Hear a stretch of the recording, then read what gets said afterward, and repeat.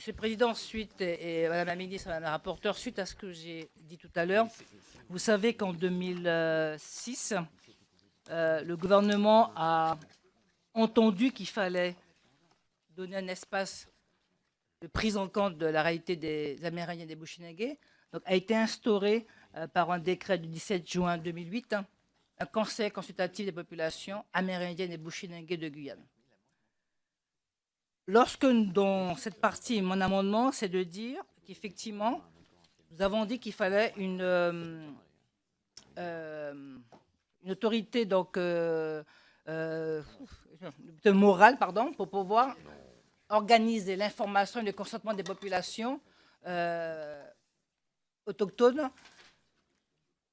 Je suggère que dans cet amendement, si vous l'adoptez, chers collègues, de pouvoir donner toute sa place à ce conseil consultatif, permettant qu'effectivement, là aussi, si nous ne faisons pas un grand pas, faisons un pas, de dire comment on demande au conseil consultatif de populations autochtones amérindiennes et Bushinengués de Guyane de pouvoir, elles, faire l'information, la formation et recueillir le consentement des populations.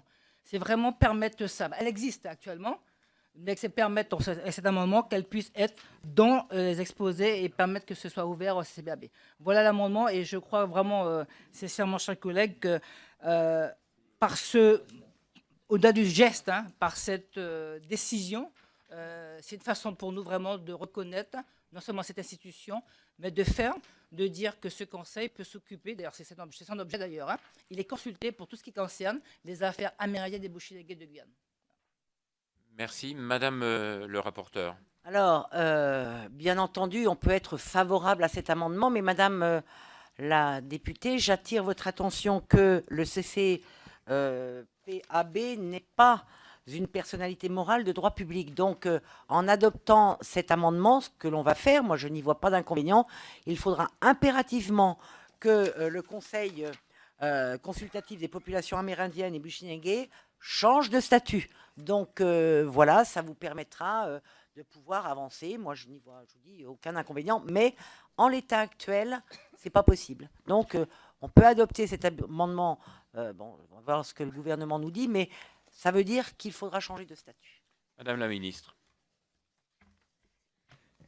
Oui, effectivement, c'est un amendement qui veut renforcer le rôle du Conseil consultatif des populations amérindiennes et bushinengués de Guyane. Mais comme l'a très bien dit Geneviève Gaillard, ce conseil étant une commission administrative de nature consultative sans personnalité morale, il ne peut par définition pas remplir le rôle de la personne morale de droit public. Car pour mémoire, il est important pour la personne morale de droit public d'avoir, par exemple, la capacité de d'ester en justice afin de défendre les droits des communautés d'habitants qui auraient été lésés. Alors, pour que votre proposition soit opérationnelle, il vous faudra donc prendre les dispositions nécessaires pour doter ce Conseil consultatif des populations amérindiennes et bushinengués de Guyane de la personnalité morale. Je crois que c'est votre intention. Et c'est pourquoi je suis favorable à l'amendement. Très bien. Donc je mets aux voix le 396 rectifié qui est pour, qui est contre. Il est adopté. Amendement identique